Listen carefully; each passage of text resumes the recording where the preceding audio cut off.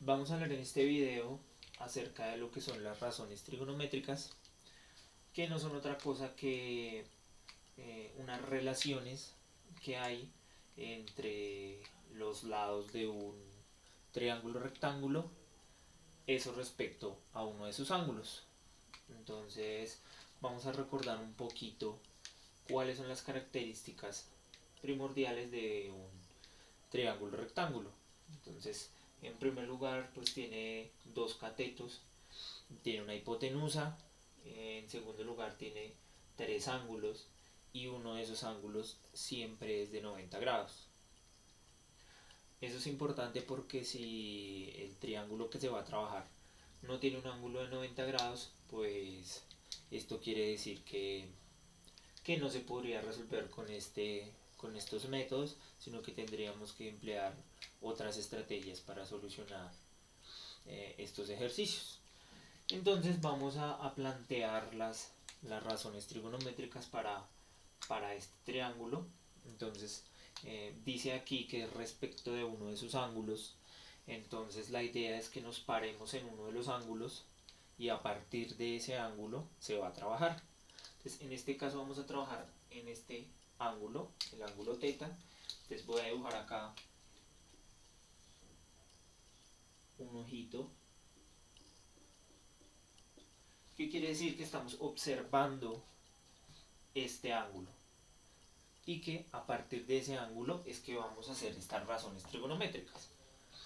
Y se puede hacer el ejercicio con el otro, pero quedará como un ejercicio autónomo. ¿Listo? Entonces, ¿qué es lo primero que vamos a observar aquí? Eh, Tenemos que hallar o saber cuáles son los lados de este triángulo.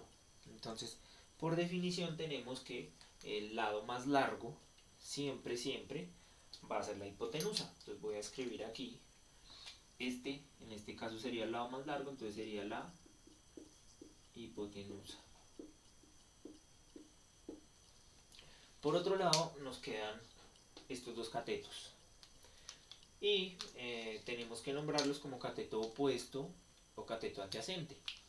Entonces, como estoy trabajando este ángulo, que es el que estamos observando con el ojito, entonces el lado que forma el ángulo siempre será el cateto adyacente.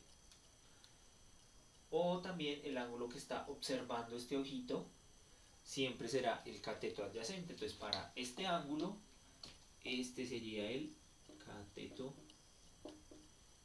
adyacente.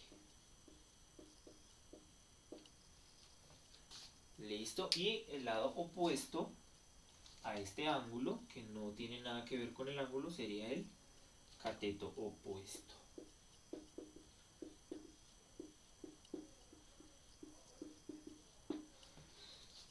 En el caso hipotético de que tuviéramos un ojito acá, pues esto cambiaría y quedaría dispuesto de la manera contraria.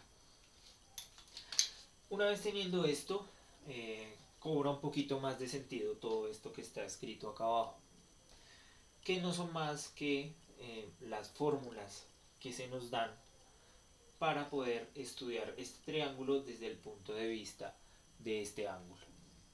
A partir de esto podemos comenzar a desarrollar ejercicios hallando ya sea uno de los lados, la hipotenusa o cualquiera de sus ángulos. Y por este video eso sería todo.